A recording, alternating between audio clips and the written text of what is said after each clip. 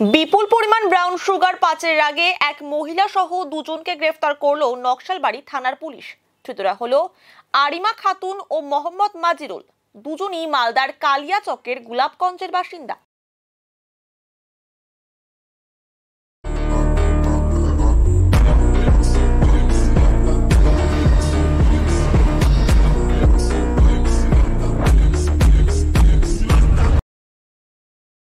Police সূত্রে খবর, মালদা থেকে ট্রেনে করে নকশালবাড়ি রেল স্টেশনে আসে দুজন। খড়িবাড়িতে মাদক পাচারের উদ্দেশ্য ছিল ধৃতদের। গোপন সূত্রে খবর পেয়ে অভিযান চালিয়ে রথখোলা রেল গেটে সন্দেহজনক দুজনকে আটক করে পুলিশ। তল্লাশি চালিয়ে তাদের কাছ থেকে উদ্ধার হয় 490 গ্রাম ব্রাউন সুগার। এরপরই গ্রেফতার করা হয় দুজনকে। ধৃতদের আজ শিলিগুড়ি মহকুমা আদালতে পাঠানো হয়েছে। গোটা ঘটনার তদন্তে নকশালবাড়ি থানার পুলিশ।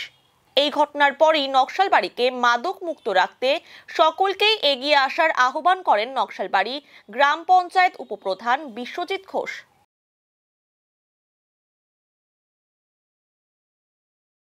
দেখুন, আমরা নকশালবাড়ি গ্রাম পঞ্চায়েত থেকে সমস্ত পঞ্চায়েত এবং প্রধান আমরা যারা আছি, আমরা সবাই থানায় আমরা গেছিলাম। থানায় প্রশাসনকে আমরা জানিয়েছিলাম যে নকশালবাড়িতে যেভাবে ব্রাউন সুগারে যুব সমাজ, শিক্ষিত সমাজরা যেভাবে আক্রান্ত, এই নেশাকে যেভাবে করে হোক বন্ধ করতে হবে। একটু দেরিতে হলেও সাকসেস নকশালবাড়ি পুলিশ। আমরা ওনার নকশালবাড়ি থানার আধিকারিককে ধন্যবাদ জানাই। নকশালবাড়ি গ্রাম পঞ্চায়েত থেকে আমাদের মহকুমা পরিষদের সভাধিপতিও অরুণ ঘোষ বলেছেন যে নকশালবাড়ি যেভাবে ব্রাউন সুগারে বাড়বাড়ন্ত, এটা যে করে বন্ধ করতে হবে। তার কথাও আমরা দেখে আমরা এই এখন ঘড়ির কাটা প্রায় রাত্র 12টা বাজতে চলবে। এই 12টা আমরা রাত্রেবেলা আছি। আমরা সবাই মিলে নকশালবাড়ি ব্রাউন সুগারকে নির্মূল করতে যা যা পদক্ষেপ গ্রহণ করে নকশালবাড়ি গ্রাম পঞ্চায়েত নকশালবাড়ি জনগণের স্বার্থে এই পদক্ষেপ যেভাবে গ্রহণ করে। 478 গ্রামের মতো পাওয়া গেছে ব্রাউন সুগার। এরা মালদা থেকে এসেছে।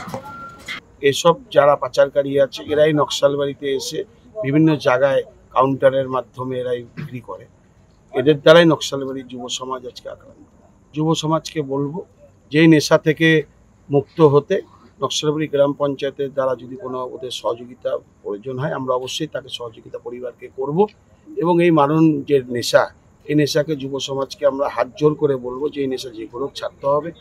আগামী দিনে নকশালবাড়িকে নতুন পথের দিশা যুব সমাজেই দেখায়, সেক্ষেত্রে যুব সমাজ যে কোনো সাহায্য হিসাবে নকশালবাড়ি গ্রাম পঞ্চায়েত করবে। আমরা এই বিষয়টা আমরা যুব সমাজের কাছে বার্তা এবং আমরা আরও প্রয়োজনে ক্যাম্প করব নকশালবাড়িতে। যুব সমাজকে নিয়ে তাদের বুঝাবো, জায়গায় জায়গায় আমরা ভালো অ্যালার্ট করব যে এই নেশাকে যে কোনো বর্জন করতেই হবে।